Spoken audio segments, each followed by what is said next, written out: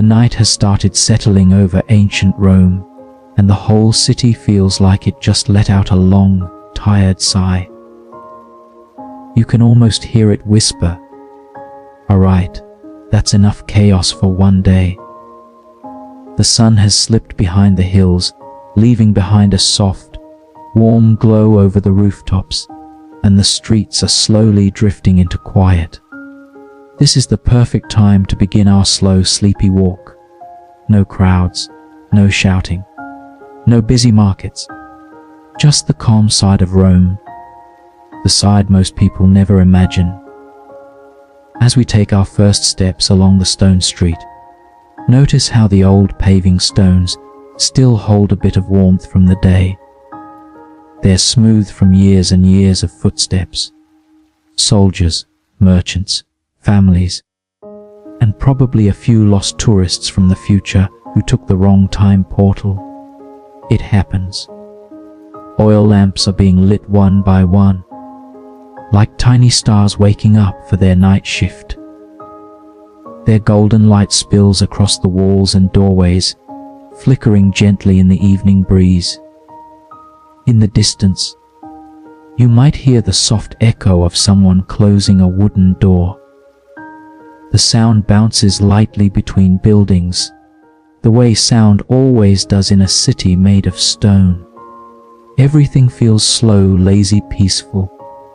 Let's look around a bit. Rome is huge, one of the biggest cities in the world at this time. But at night, it feels almost small, like a giant finally curled up and decided to nap. The big structures, the temples, the public squares, the grand arches, look even more dramatic under the dim glow. Shadows stretch across the streets like long blankets, and for once, nobody is racing down the road yelling about business or politics. Up ahead, you can hear the Tiber River.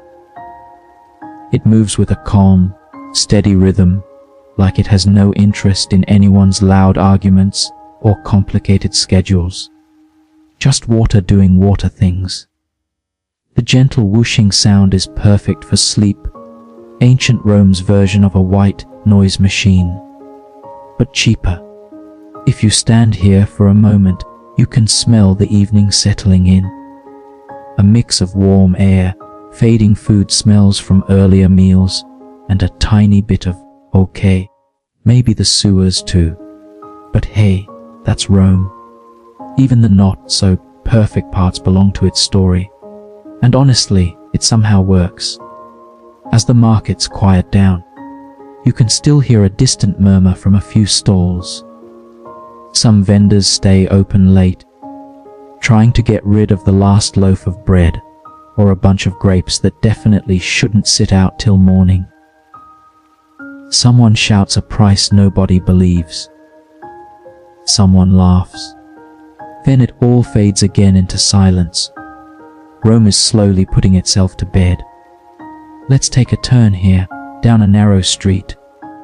The walls rise tall on both sides, making the path look like a small canyon carved by people instead of nature.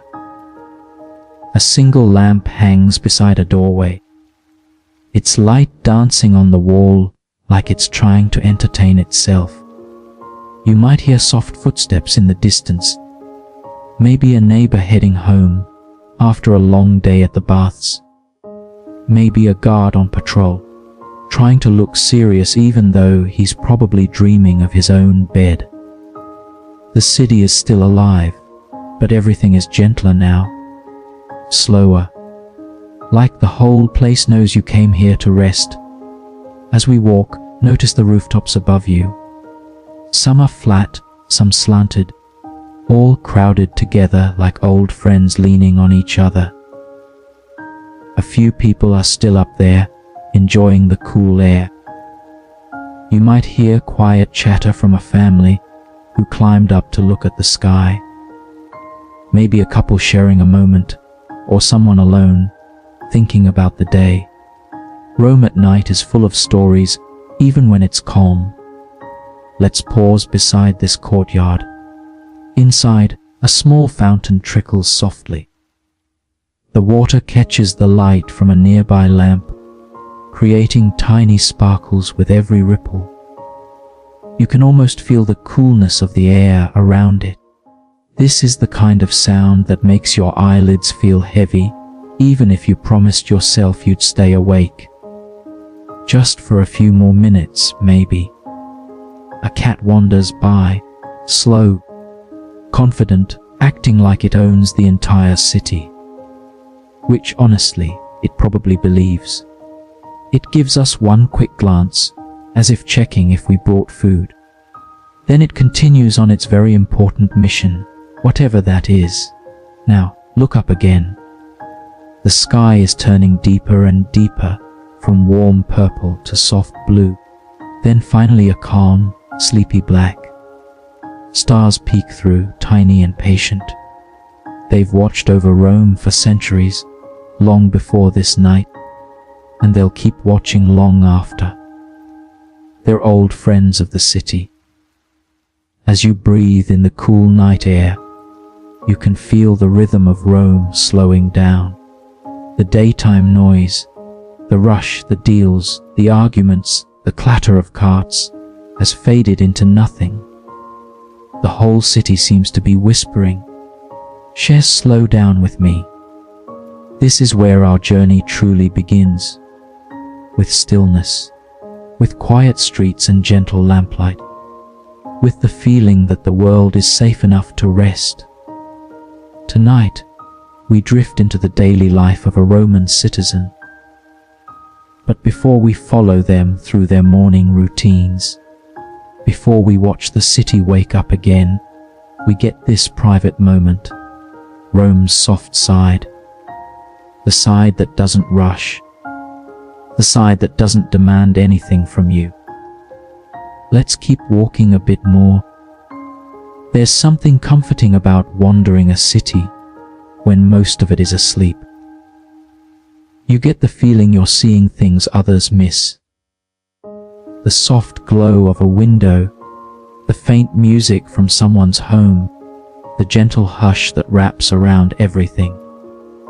Even the buildings seem calmer. The temples stand tall and silent, like they're taking deep breaths after a long day of prayers and ceremonies. A few torches still burn near the entrance of a shrine, swaying in the wind, guarding the quietness inside. Down the road, you might notice the faint shape of the forum. In the day, it's packed with people, noise, and business. But right now, it's like a giant library after hours. All the voices are asleep inside the stone. The columns look peaceful, the statues look thoughtful, and the air feels strangely soft. We pass by a tiny bakery with its shutters closed. Earlier, this place was full of heat, laughter, and the smell of bread that could make anyone hungry. Now it's dark and quiet, resting until dawn brings its next batch of customers. Rome at night is the version of the city that only the calmest people get to meet. And now you're one of them. As we move toward the edge of the street, the Tiber appears again, silver under the moonlight. It takes its time, drifting slowly past the city, carrying stories, reflections, and maybe a random sandal someone dropped earlier. It won't tell. You stand there for a moment, watching the water move, listening to the soft, gentle flow, feeling your breath match its rhythm. This is where chapter 1 ends, with the city quiet, the night deep, and your mind slowing down to match the pace of ancient Rome. The next time we walk together, dawn will rise and Rome will wake up. But for now, enjoy this calm moment. Rome is resting, and maybe you are too. Dawn in ancient Rome does not arrive all at once. It slips in slowly, like someone trying not to wake the whole house too early. The sky starts as a soft purple, then melts into pink, then warm gold.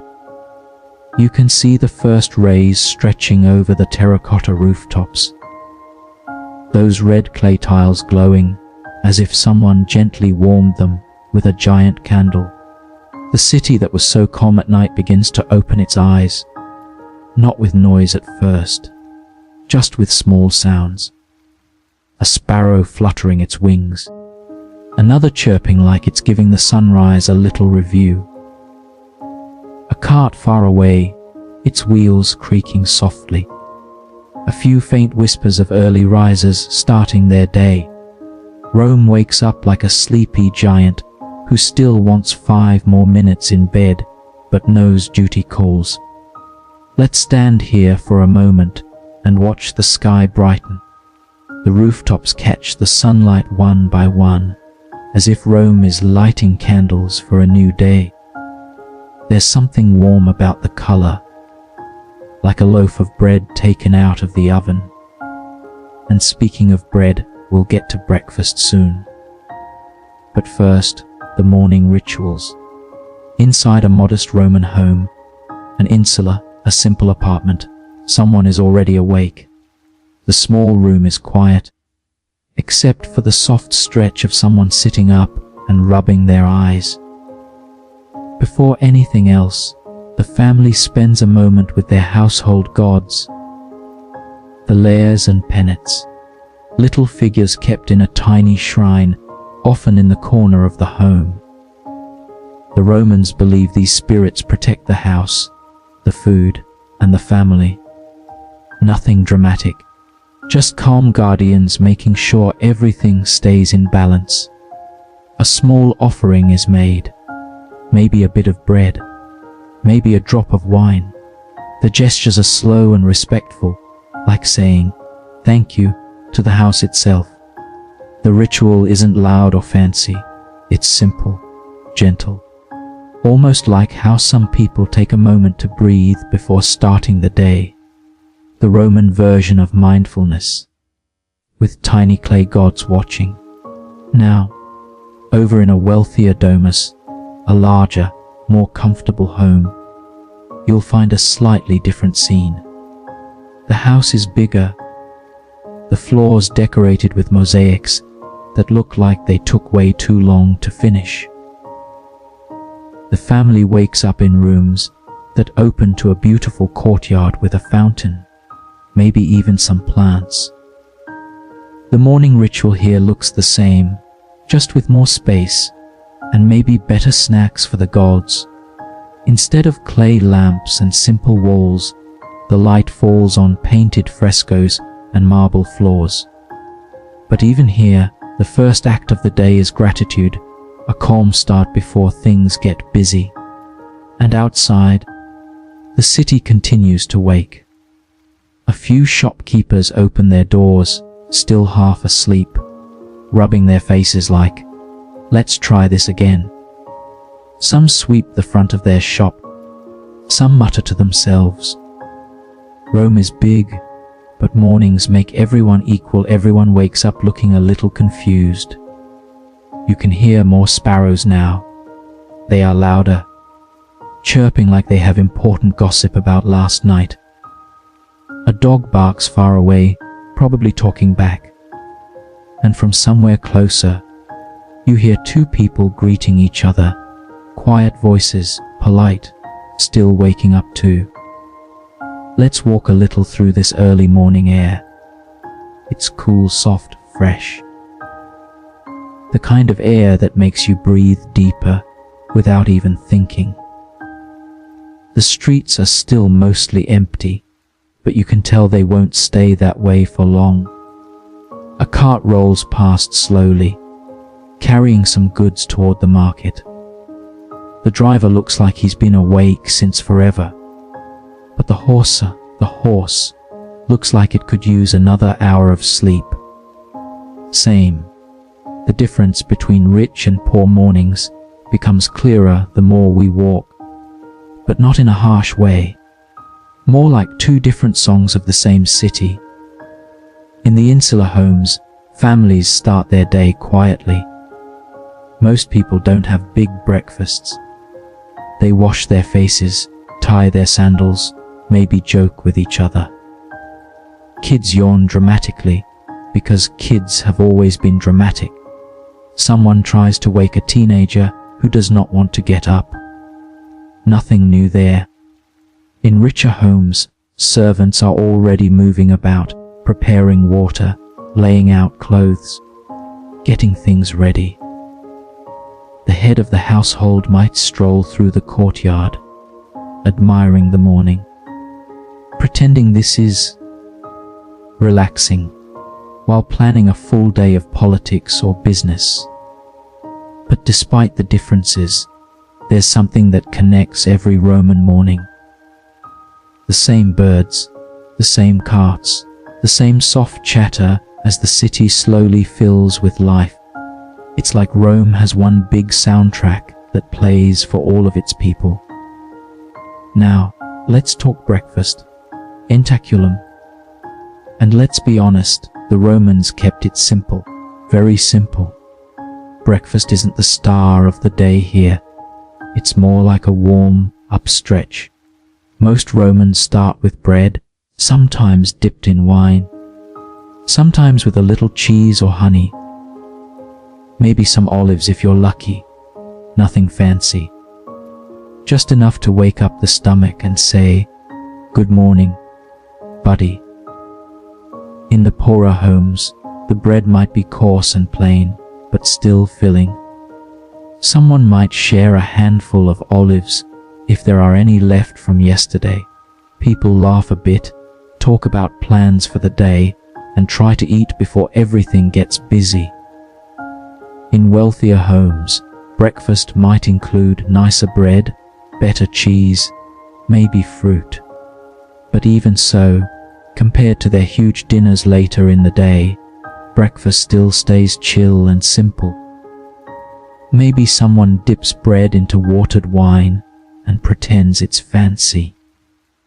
Someone else chews slowly while staring into the distance, like they're already done with the day. You know that morning mood. As we walk past houses and shops, you can smell the bread warming on small cooking fires. A soft, yeasty scent mixing with the cool morning air. It's comforting, like the city itself is welcoming everyone back to life after the long, quiet night. More people appear now. Someone carrying baskets. Someone opening shutters with a loud creak. Someone calling out a greeting to a neighbor. The sounds layer over each other, building gently. Not loud yet, not chaotic. Just the early heartbeat of the day. And above all of this, the sun keeps rising higher, spilling golden light across every rooftop. The terracotta tiles glow like warm clay. The city looks alive again, stretching its arms, shaking off sleep. We pass a small shrine on a street corner. Someone stops to place a tiny offering, maybe a flower, maybe a crumb of bread. The gesture is soft, respectful, almost invisible. These little rituals keep the day feeling grounded, steady, blessed in a quiet way. As we continue our walk, you might feel the energy changing. Rome is no longer waking up, it's awake. The calm morning rhythm is in full swing now. People heading out, shops opening, birds still chirping because they have nothing else to do. But even with the day beginning, there's still a soft, peaceful layer over everything. A slowness, a gentleness, the kind of morning that feels like a deep breath. This is dawn in the eternal city, simple, warm, alive. A perfect start to our slow journey through Roman life. When you're ready, we'll continue to the next part of the day. As the sun climbs a little higher over ancient Rome, the city shakes off the last bits of sleep. The streets come alive, slowly and softly, like someone stretching after a long nap. And now that we've seen dawn arrive, let's walk deeper into the heart of Roman life. Let's step inside the place where Romans laughed, argued, cooked, prayed, raised kids, stored secrets, and hid leftover bread. Welcome to the Roman home, and don't worry, we'll knock first. Even in ancient Rome, nobody likes surprise guests. Let's start with the grand one, the Domus, home of wealthy Roman families. Imagine walking up to a big doorway with fancy carvings on it. You step inside, and suddenly the noise of the street fades away. Roman houses had a way of making everything quiet, as if the walls swallowed sound. In the center is the atrium, the main room that acted like the Roman version of a show-off zone. Guests walked in, and right away they knew whether the family here was rich, very rich, or the kind of rich who likes to pretend they aren't rich. Light shines through a square opening in the roof, called a compluvium, and falls into a shallow pool on the floor, the impluvium. The whole thing looks like a giant indoor puddle, but trust me, Romans were proud of it. Walk farther, and you'll see mosaics under your feet, tiny tiles placed piece by piece to form pictures. Some show gods, some show animals, some show random patterns that probably made sense to someone 2,000 years ago. And yes, if you're wondering, the rich Romans really did have fountains inside their houses. Imagine trying to sleep next to running water all day. Either very relaxing or a constant reminder that you need to pee. Now let's take a small step back, head out into the street again, and turn toward a different kind of Roman home, the insula. This is where most Romans lived. Think of an insula as an ancient apartment building, tall, busy, and usually slightly leaning in one direction that made you hope it wouldn't lean any farther. People packed into these buildings like olives in a jar. Some rooms were tiny enough that if you stretched your arms, you could touch both walls. The lower floors were more expensive because they were safer. The top floors were cheaper for reasons that are pretty obvious. Inside, everything was simple: clay lamps, wooden stools, straw mattresses, and maybe a shelf if the family was feeling fancy. But even with less space, life was warm, noisy, and full of energy. Families joked, argued, cooked simple meals, and lived close together. Sometimes a little too close. A Roman family, or familia, wasn't just parents and kids. It included grandparents, cousins, slaves, and even close family friends. This made the house feel full of voices, footsteps, and the smell of food that someone forgot on the fire. At the top of the family stood the paterfamilias, the father. He had legal power over everything, including money, decision-making, and, let's be honest, whether the family gets new sandals this year. Roman mothers, though, were the real organizers. They kept the home running, taught younger children, managed the staff if they had any, and made sure visitors didn't see the messy corner in the atrium. And the kids. Roman kids were, well, kids. They laughed, argued, poked each other, and tried to get out of chores. Education was a big deal in Rome.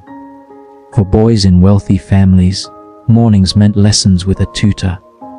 They learned reading, writing, math, and how to argue politely, which Romans considered an art. For poor families, education was more hands-on.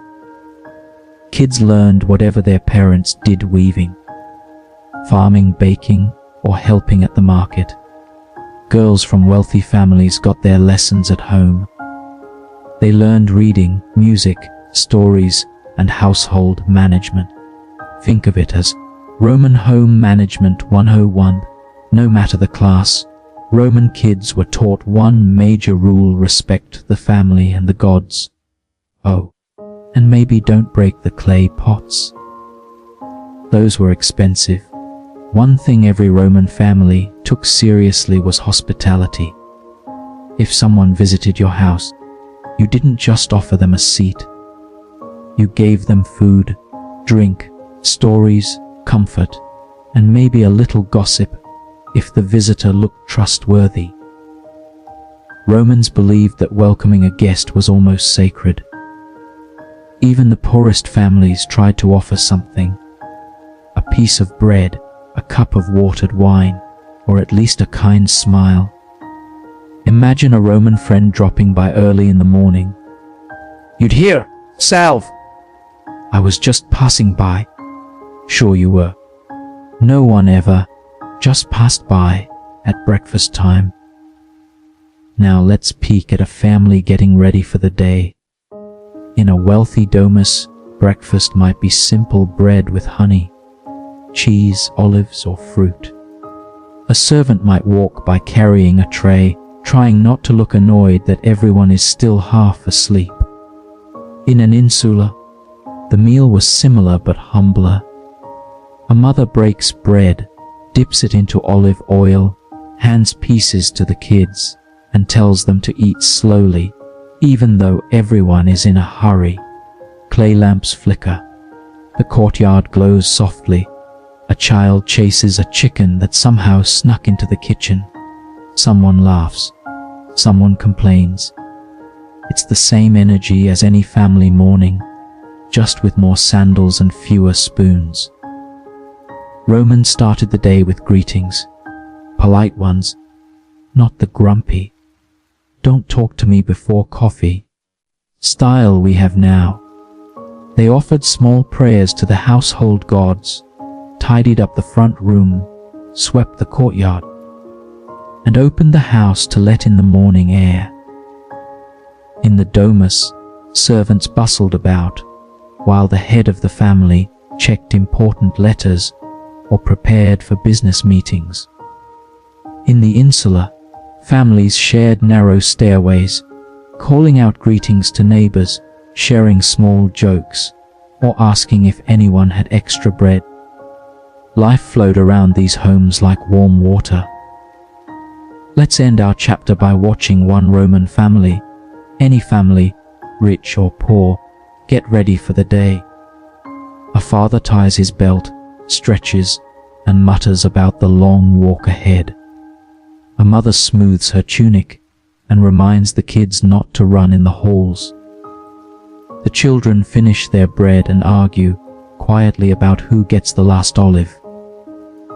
A guest arrives at the door, asking a question. A neighbor calls from the window. A clay lamp is blown out. The house comes fully alive. Inside these walls, stone or wood, big or small, Romans lived their everyday lives with warmth, structure, and simple joys. And just like that, the home prepares its family for the next steps of their day. The morning has settled nicely over Rome now. The soft gold of sunrise has grown brighter, but still feels warm and gentle, like a candle that refuses to burn too strong. The houses behind us are awake. The families have eaten, and the day is stretching forward like a cat taking a slow, lazy stretch. So, let's step outside and wander through the streets of ancient Rome.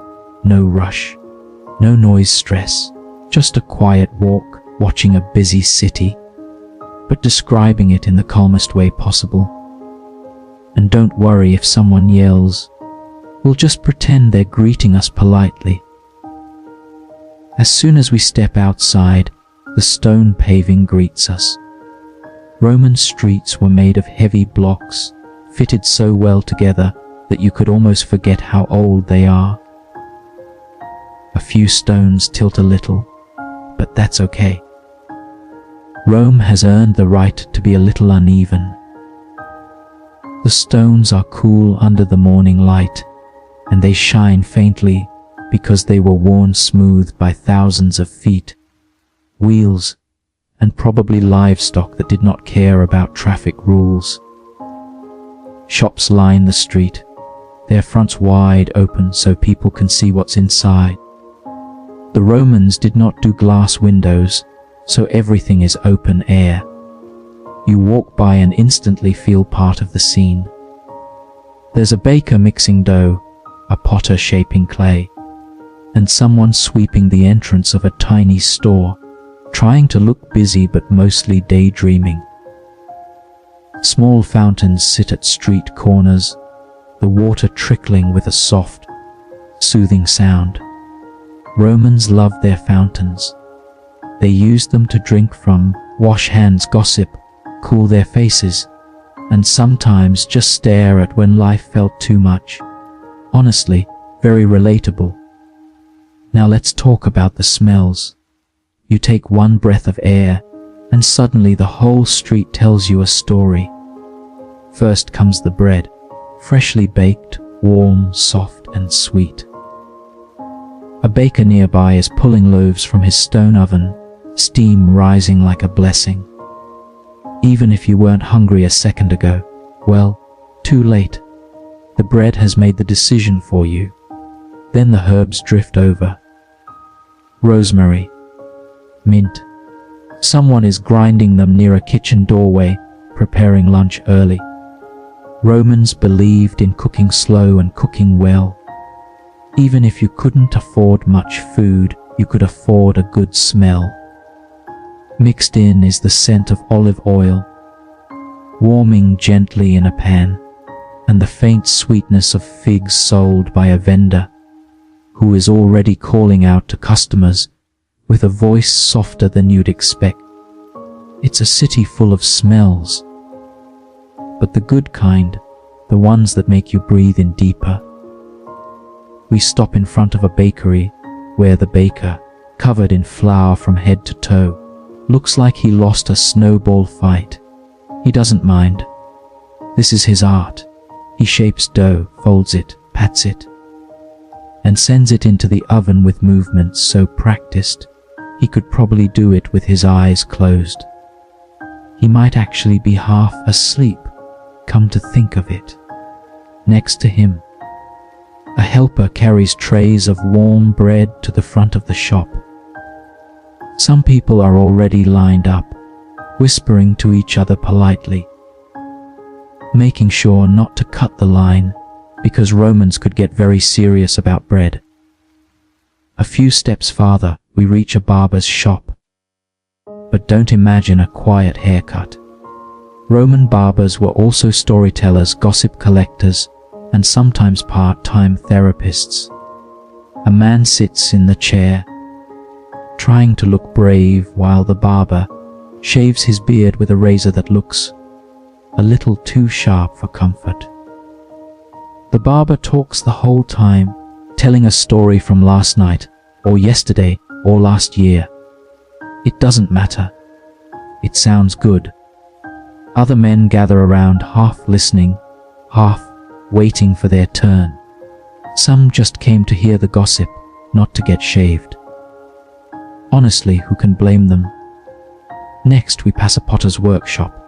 Here, the air smells like wet earth. Inside, a man sits at his wheel, shaping clay into bowls and cups. His hands glide over the spinning clay with slow, steady movements. At first glance, it looks peaceful. But then you notice the potter's expression, focused like someone trying not to ruin something for the 10th time today. Shelves around him hold finished jars, some simple, some painted with red and black designs. A few pieces look slightly crooked, but that only adds character. Maybe someone spilled a little wine while painting. It happens. Farther down the street, you hear soft clinks of metal. Not loud, not harsh, just steady. A blacksmith stands by his small forge, hammering a piece of iron. Sparks jump up like tiny fireflies. The blacksmith barely notices. He's used to it. He shapes tools, nails, knives, hinges, things everyone needs but no one really thinks about. Even though he's working with fire and metal, there's still something calming about watching him. The rhythm is slow, almost like a heartbeat. Around him, children whisper things like, "Wow," while their parents gently pull them back from getting too close. As we continue walking, the street gets busier. Vendors call out softly, nothing too loud. Maybe they're still sleepy. One sells figs. One sells olives. Another has stacks of cloth in warm colors. No shouting, you might think. How do they get customers? Well, Romans didn't always need loud voices. A friendly smile and a good product could do the job. And let's be honest, if someone is selling olives at 8 a.m., they're doing their best. People greet each other with small waves, short phrases, or nods. Friends talk for a moment and move on. A child runs past chasing a wooden hoop. A dog wanders around sniffing at baskets of fruit, hoping someone drops something. Everyone has somewhere to go, but no one seems in a rush. It's busy, but the calm kind of busy. Now lift your eyes a little higher. Look at the buildings. Roman streets are a blend of tall insulae and elegant domus walls. Balconies jut out above us, wooden beams running across like ribs supporting the neighborhood. Archways curve overhead. Doorways are framed with red and yellow paint. Signs hang on shops with simple drawings: bread for the bakery, a jug for the tavern, a razor for the barber. The whole city looks like it knows it's old, but still tries to look good for guests. Even the fountains have carvings, faces of gods, dolphins, or just patterns someone thought looked nice. Water slips from their mouths with lazy grace, as if even the fountains prefer a slow morning. By now, the street is fully awake. People move in a gentle rhythm. A few carts roll by, someone laughs, someone negotiates for herbs. A bird swoops down and steals a crumb of bread from a basket.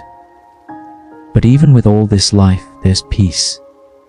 Rome has a heartbeat, but it's steady and relaxed. It doesn't rush. It doesn't shout. It just exists, bright and warm and full of stories. And as we walk along these ancient stones, we become part of those stories, even if only for a moment. A simple, slow morning in a complicated, timeless city. If you really want to understand Rome, you can't skip the baths. These places weren't just about cleaning up.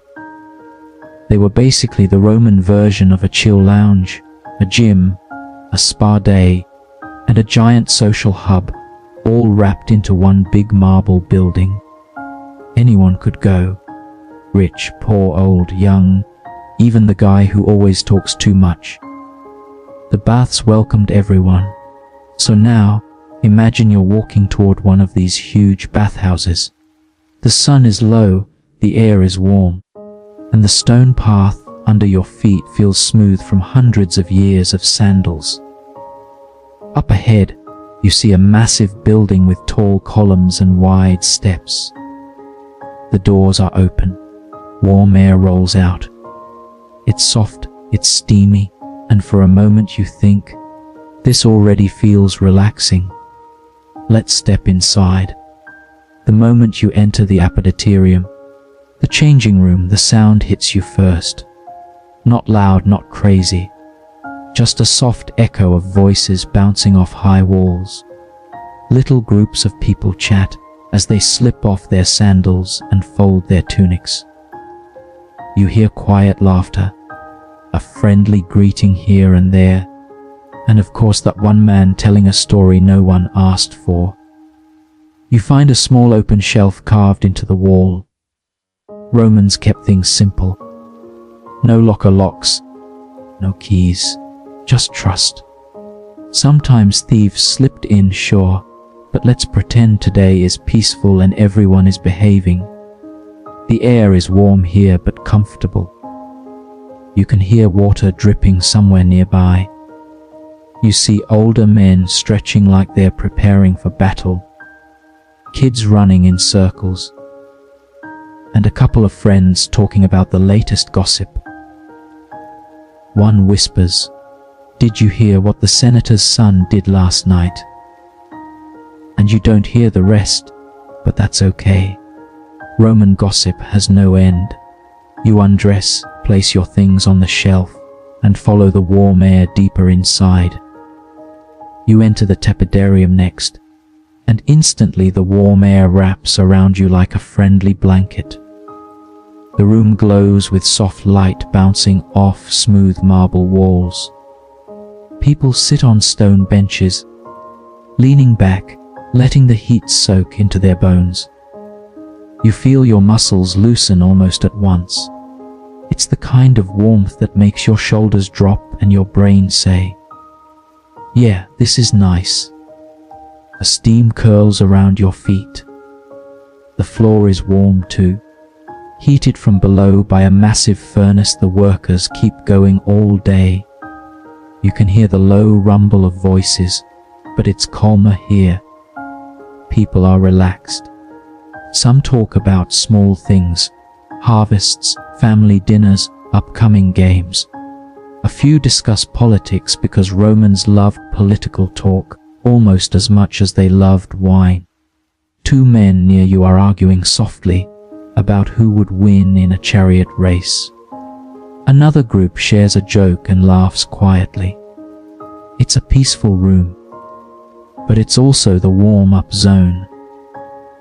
You feel yourself getting ready for the real heat. Stepping into the courtyard feels like walking into a warm cloud. Thick steam rushes around you, and the air is heavy and hot. Your skin tingles right away. This is the heart of the bathhouse, the place Romans swore would heal sore muscles and sweat out all the bad stuff, even if they didn't exactly know what the bad stuff was. The room is big, with a massive round pool in the center, glowing like liquid glass. People sit on marble steps inside the pool, half submerged, half dreaming. Some close their eyes, letting the steam curl around their heads. You can hear soft dripping, like rain falling inside a cave. A worker walks by with a long ladle, pouring hot water onto the floor to boost the steam. Someone jokes, "Careful, you'll cook us alive!" Everyone chuckles. You step into the hot pool and feel warmth slide through your whole body. It's the kind of heat that makes you forget anything stressful. No noise, no rushing, no worries. Just the sound of your breath mixing with the steam. You sit like that for a while, letting time stretch out. You almost forget there's more to explore. After all that heat, your next stop is the frigidarium. Romans treated this like a shock for the body, the big wake up. The cold plunge pool sits in the center of a bright room, sunlight pouring in through high windows. You take one step forward, dip your foot in, and immediately reconsider your life choices. The water is freezing. A couple of men are already inside, trying to pretend they aren't suffering. One whispers, "By the gods, this is colder than the Alps." Another nods, teeth chattering. You take a breath. 1, 2, and you slip in. The water hits like a lightning bolt, but after a moment, the shock fades and you feel surprisingly awake, refreshed, almost new. Your skin tingles, your mind clears, and your muscles feel alive again. You understand why Romans loved this. It's like the perfect reset button. But the baths weren't just about water. They were a full social world. You step into the courtyard next, where people walk around chatting, stretching, or taking in the sun. Some men practice light exercise. throwing a ball, doing stretches, or showing off in front of their friends.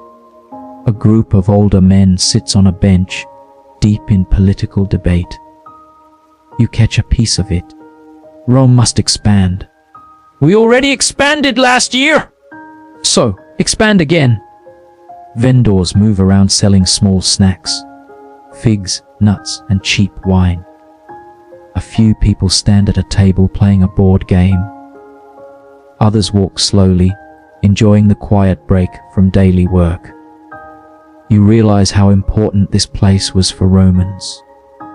Not just a bathhouse, but a space to talk, to think, to connect, to relax. A place where everyone felt equal, at least for a little while. You make your way back to the warm room for one final breath of steam. You sit down, close your eyes, and let your heartbeat settle. The soft echoes, the warm air, the distant splashing, everything blends into a gentle hum. You think about how many people came here every single day. Busy workers, proud soldiers, loud merchants, tired travelers. They all stepped into this place to let the world slow down. And now you've done the same. When you finally stand and make your way back to the Apoditorium, the air feels cooler. You dress slowly, feeling lighter than when you entered. Outside, the sun is a little lower, the light a little softer. You step out into the Roman street, warm, calm, and maybe even a little wiser. The world feels quieter. Your mind feels clearer. The baths did their work, and the day isn't even over yet.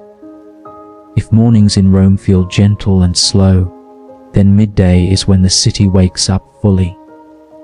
The sun climbs high, the air warms, and the streets fill with people walking, calling out, bargaining, laughing, and trying to finish all their work before the heat becomes too much. And there is no better place to see this than the Forum, the heart of everyday life. So let's take a calm walk there. No rush. Just follow the flow of people drifting down the streets, carrying baskets, clay jars, or just pockets full of curiosity. As we step into the Forum, the whole place feels like a big open-air theater. The sounds come first: soft chatter, the clack of sandals, a vendor calling out the price of figs, someone else shouting about fresh fish. But it's not chaotic. It's more like gentle background music. Stalls line the area, each with its own little world. You smell spices before you even see them. Warm cinnamon, sharp pepper, sweet anise. A spice merchant waves a small cloth in the air, and the dust sparkles in the sunlight like golden powder. He smiles at passing customers, calling, "Fresh from the east! Make your meals taste like the gods." His friend beside him rolls his eyes, like he's heard that line too many times.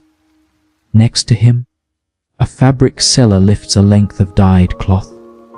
It sways softly, catching the light. The colors are so rich they almost glow: deep purple, bright red, soft green. A woman runs her fingers over the fabric, thinking, and asks, "Does the color fade?" The merchant puts a hand over his heart and says, "Never. My cloth is loyal." She laughs, clearly not fully convinced, but maybe that's part of the fun. Everywhere you look, something is happening, but nothing feels rushed. Even the shopkeepers who pretend to be busy move with that easy Roman calm. We move deeper into the market where fruits and vegetables are stacked in neat little mountains. Grapes shine like tiny jewels. Fresh greens lie in bundles tied with string. The tomatoes look like they were picked right at sunrise. A boy tries to balance a basket of olives on his hip, but they keep rolling out. His mother scolds him gently, while scooping the runaway olives back into the basket. She sighs at him, but she's smiling too. You hear a soft exchange between a farmer and a customer. How much for the apples? 2 coins. 2. I only paid 1 yesterday. Yes, but yesterday was yesterday. The customer laughs, hands over the coins, and the farmer tosses in an extra apple just to be kind. As we walk along, the smell shifts. Now you catch the scent of fresh fish, clean, salty, straight from the coast. The fishmonger stands behind his stall, waving away flies with a lazy flick of his hand. His voice is deep and friendly as he calls out, "Still swimming this morning!" Beside him, a potter sits surrounded by his work, bowls, cups, jars, lamps. Some are simple, some decorated with tiny painted figures.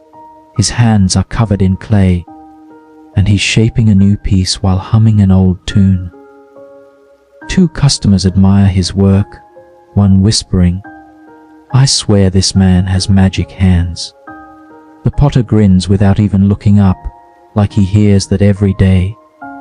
Now the air changes again, this time rich, warm, and comforting. You smell bread baking somewhere in the distance. You smell roasted nuts. You smell herbs. Your stomach decides it's time to think about lunch.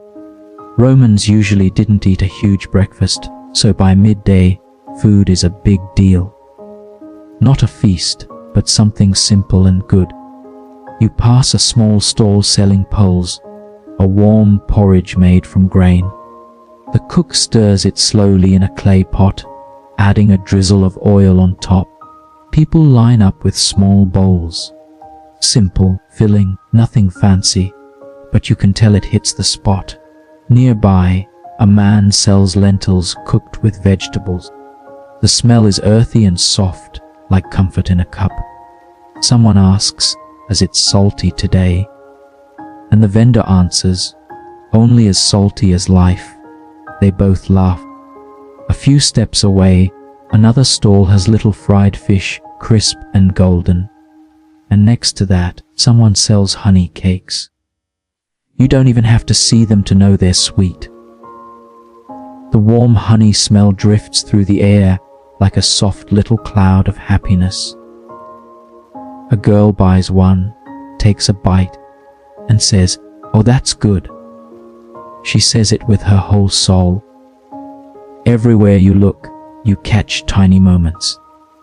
A merchant fixing the edge of his stall, a child chasing a stray dog, a group of workers taking a break, sharing a loaf of bread, a scribe buying fresh ink, a barber closing his shop for the midday rest, because the sun is already heating up the stones.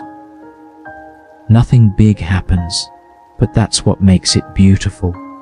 It's Rome living its normal life. Now let's talk about the typical Roman midday meal, prandium. People gather in shaded corners or inside their shops. Some sit on low stools, others even sit on steps. The meal isn't huge, but it has heart. You see bread broken into pieces, dipped in oil, a bowl of lentils shared between friends, a bit of fish, some vegetables, maybe olives, maybe cheese. The food is simple but fresh, and because Romans love flavors, herbs like thyme, mint, and coriander find their way into almost everything. A man sits on a wooden crate eating a honey cake, and he wipes his beard with the back of his hand. His friend teases him, "Save some for later." He holds up the last bite and says, "This is later." You smile. Romans know how to enjoy even the tiniest treat. As the sun climbs higher, the light grows brighter and heavier. You feel it on your skin, warm like a blanket freshly pulled from the fire. The air slows down. Even the loudest vendors start speaking softer. This is when Rome begins to drift into melodies. The midday rest. Shops close their wooden shutters halfway. Workers lean against walls, sipping watered wine. A group of old men sits in the shade, just breathing, saying nothing. Even the pigeons seem to flap their wings slower. You find a quiet shaded spot near a fountain. The water trickles softly, the sound steady and calm. A few people doze off. Someone lies on a cloak with their hat over their face. Someone else reads a scroll. But even they look like they might nap soon. Everything feels warm, safe, peaceful. For a moment, you close your eyes too, just listening to the gentle sounds around you. The slow murmur of distant voices, the splash of a jug being filled, the sigh of someone settling into a comfortable seat. Midday is more than heat and food. It's a pause in the story of the day, a warm, glowing time when the whole city moves in slow motion, when work can wait, when meals taste better, when the world feels soft. Soon the city will wake up again. The afternoon will stretch out with new errands, new stops, new life. But right now, it's enough just to breathe. Evening in Rome feels different from the rest of the day. It's softer, slower, and almost dreamy. The heat has faded, the streets cool down, and the whole city seems to stretch out like someone getting ready for a nap. This is the time when Romans relax, unwind, and enjoy the simple pleasures of life. Nothing rushed, nothing loud, just quiet joy. Let's take a calm walk together through this part of their day. As the sun starts lowering behind the rooftops, long shadows stretch across the streets. Lamps are being lit one by one, filling the air with warm little pockets of golden glow. You hear soft voices, light laughter, and footsteps that sound less hurried than earlier. This is when Romans gather to talk, not about chores, not about work, but about beautiful things. Literature, music, ideas, dreams. Everyone has something to say, and no one's in a hurry to leave. We pass a small group sitting on a stone bench under a fig tree. One man reads from a scroll, his voice steady and quiet. The others listen with half smiles, nodding every now and then like they understand every single word, even if maybe they don't. But no one will admit that. Another group nearby talks about music. One person says, "I heard a new tune today." His friend replies, "I like the old tune better." Classic Roman debate, polite, soft, slightly dramatic. And then there are the philosophers. You know who they are immediately. They have that thoughtful look, like they're deciding the fate of the universe. One says, "What is happiness, truly?" Another answers, "Bread, a warm bath, and more bread." Honestly, he might be right. Now let's step away from the chatter and head into one of Rome's many gardens. These places are like little slices of peace. Tall cypress trees stand quietly, almost guarding the paths. Small fountains bubble softly. Statues sit calmly, watching the world without saying a word. The air smells like herbs, flowers, and a bit of nighttime breeze. People wander slowly along the gravel paths. A couple strolls hand in hand, whispering. A mother sits on a bench while her child picks flowers and hands them to her one by one. An older man feeds birds with breadcrumbs while smiling at nothing in particular. You can hear everything and nothing at the same time: the splash of water, the rustle of leaves, the soft hum of distant voices. Rome may be a huge city, but here, it feels like a quiet village. As we move toward the edge of the garden, the sky shifts into a mix of orange and purple. Little stars start to peek out. The evening is settling in like a warm blanket. Let's drift toward the river now. The Tiber flows gently, glowing gold from the reflection of lamps along the riverbank. People walk slowly beside the water, enjoying the cool air. Some sit on steps near the bank, dipping their hands into the river. Others just stare at the flow, lost in thought. A group of friends sits on a low wall, swinging their feet as they talk. One says, "The day was long," and another answers, "Then let's make the night slow." They laugh softly. Nearby, a man plays a simple melody on a wooden flute. It's not a big performance, just a few quiet notes drifting into the night air. A couple of people pause, smile, then continue their walk. No applause needed. The music feels like part of the river. The Tiber is the place where the day finally exhales. Everything feels unhurried, like the city is gently falling into a dream. Now, we take a slow walk past the amphitheater area, not for anything wild or loud. Tonight, we're here for the calm side of Roman entertainment. As the crowds gather earlier in the day, the evening brings a much gentler mood. People talk about plays they've watched, comedies, soft dramas, stories that make them smile instead of jump. One person says, "The actor forgot his line," and another answers, "But he forgot it with confidence." They both laugh. Further down, a poet recites a short piece for a few listeners gathered around. His voice rises and falls like a quiet wave.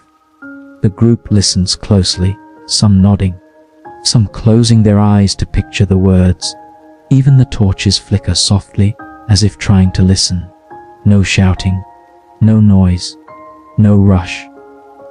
Just art shared in the peaceful evening air. Let's move into a courtyard where families and friends are enjoying small games. Romans love board games, little strategy games, dice, counting games. Some play seriously, others play just to laugh. A group of friends leans over a small board, pretending to think deeply. One of them says, "I planned this move," and the others say, "No, you didn't." They all laugh. Children sit in a circle listening to an older woman tell a story. Her voice is warm and soft as she gestures with her hands. The kids' eyes grow big as the story unfolds, even though they've probably heard it many times before. A man plays a gentle tune on a lyre. People hum along.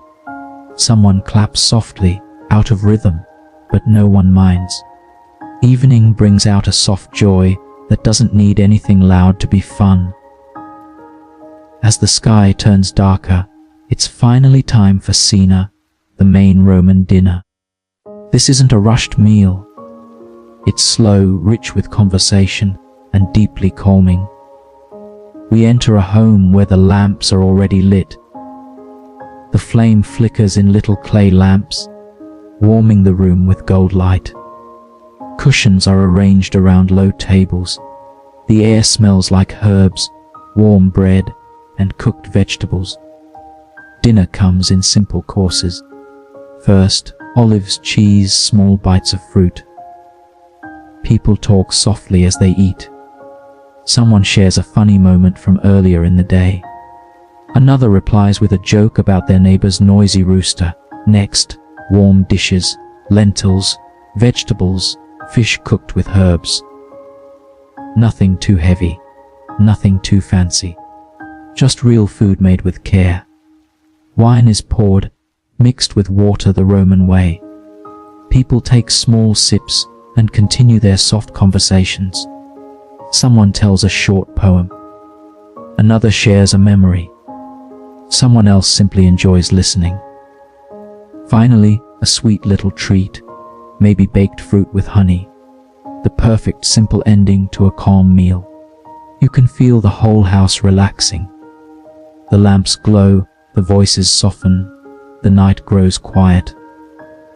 After dinner, some people step outside to breathe the night air. Others stay inside, talking a bit longer. Some stretch out on couches, already drifting towards sleep. The whole city feels like it's exhaling. The stars shine, the streets calm down, and the deep quiet of night begins to settle over Rome again. Romans knew how to enjoy their evenings, not with noise, but with peace, with simple joys shared slowly, with company, stories, music, and a warm lamp glowing nearby. This is Rome at its gentlest. This is the city drifting towards sleep, one calm moment at a time. Night comes softly in ancient Rome. It doesn't rush in or make a big entrance. It just drifts across the sky, like someone laying a dark blue blanket over the whole city. One moment the streets are glowing with the last gold of the sun, and then, slowly, those warm colors fade, and Rome begins to settle in for the evening. You can almost hear the city sigh. The first thing you notice are the oil lamps. One by one, they flicker to life along the streets. Tiny flames protected inside clay or bronze holders. The glow is gentle, not bright, like the light is trying to whisper instead of talk. These lamps make the streets look cozy, almost dreamy, like someone added a soft filter to everything. Shops begin to close their wooden shutters. A baker brushes flour from his hands and locks up for the night. The last customers wander home, carrying baskets, herbs, or leftovers from dinner. You might catch the scent of warm bread still drifting through the air. Rome may be going to sleep, but it smells delicious doing it. As you walk a little further, you can hear the city quieting down. The crowds thin, the markets soften, voices become softer too, like everyone agreed to turn the volume down at the same time. A couple of kids run past you laughing, but even their laughter feels calm, like it's settling into the night with the rest of the city. Above you, the sky deepens to a rich navy blue, and the first stars appear. Rome is wrapped between golden lamplight below and glittering starlight above. Not a bad place to be.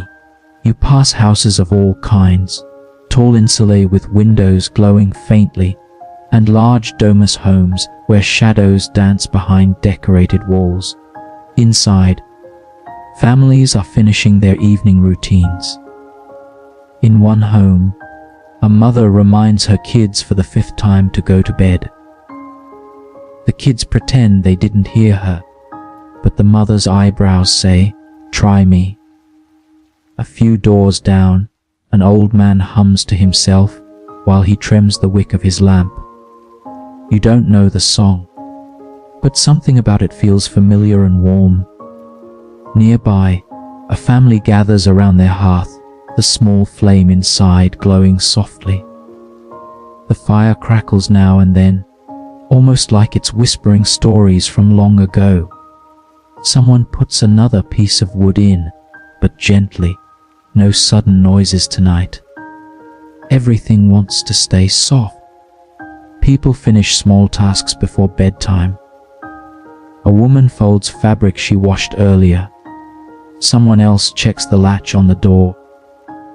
A father straightens the sandals he'll wear tomorrow. Little quiet moments that feel like a slow exhale at the end of the day. In the courtyard of a domus, a fountain gives its last gentle splashes. The water looks darker now, reflecting the night sky instead of the bright afternoon. A small clay lamp sits beside it, making the water shimmer gold. If you stand there long enough, it's almost hypnotic. You head back out onto the street and keep walking, letting the calm night lead you. A cool breeze brushes past. Not cold, just enough to remind you the world is still moving very slowly around you. Somewhere in the distance, you hear a dog bark once, then decide he's too tired to bark again. Good choice, dog. You pass a small neighborhood shrine where someone left fresh flowers. The petals look pale in the lamplight, almost glowing. The stone carvings around the shrine cast long shadows on the ground. Even the shadows feel peaceful. The Tiber River isn't far, and you can hear the soft flow of water drifting through the night. No crowds now, no boats shouting directions. Just the quiet river doing what it has done for centuries. If you step closer, you might see the moonlight rippling along the surface, turning the water into a slow, moving band of silver. Behind you, the city continues winding down. A potter carries in the last of his tools. A small street vendor stacks his baskets. The blacksmith's workshop is dark now.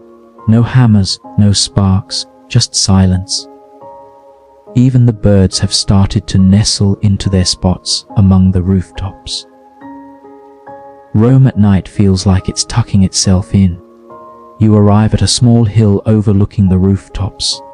From here, the whole city looks like a giant sea of tiny lanterns. Houses glow softly. Courtyards flicker. A few temples shine faintly like watchful guardians in the night. Rome seems huge during the day, but at night it feels gentle, steady, safe. You take a moment to just breathe in the calm, and Rome breathes with you. As you walk again, the streets grow even quieter.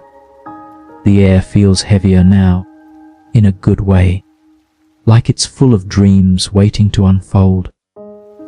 People behind closed doors settle into bed, blowing out their lamps. You can hear faint whispers, someone telling a story, maybe saying goodnight. A few homes keep their lamps lit just a little longer. Maybe someone is finishing a letter. Maybe a couple of friends are talking quietly, not ready for sleep. Candle flames dance in the windows like small performers doing their last show before bed. Eventually, even those lamps dim. Rome continues to slow and slow until the whole city feels like it's drifting. Only the soft glow of the street lamps remain, and even those feel relaxed. The shadows around them stretch long and calm. You can almost imagine the entire city lying down together. Walls, stones, fountains, people. Everyone settling into the soft, warm darkness. This is the heartbeat of Rome at night, slow, gentle, peaceful. And as the city rests, so do you. The night air wraps around you like a warm cloak. The sounds fade until there's almost nothing left but the faint, steady hum of silence. Your steps become slower. Your breathing softer. It's as if the city is guiding you towards stillness, like a friend walking you to the edge of sleep. In the final moments, you stand in the quiet street, watching the last lamp flicker. The flame sways once, twice, then steadies. Just like your mind settling down. Rome rests now, and just as Rome rests, so may you. Let the calm settle over you. Let the night take its gentle shape. Let yourself drift, slowly and softly, into sleep.